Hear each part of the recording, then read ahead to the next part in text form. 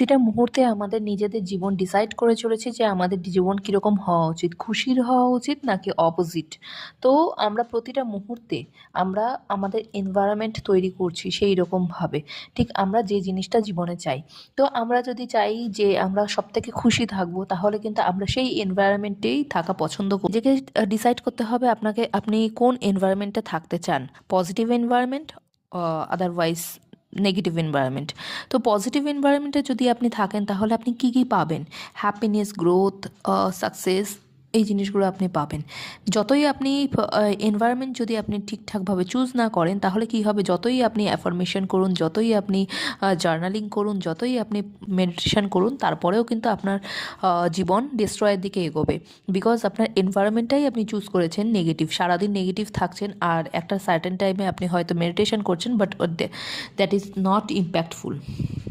2026কে যদি আপনি আপনার জীবনে ভালোভাবে দেখতে চান, তাহলে অবশ্যই আপনি একটা পজিটিভ এনভায়রনমেন্ট নিজেই চুজ করুন।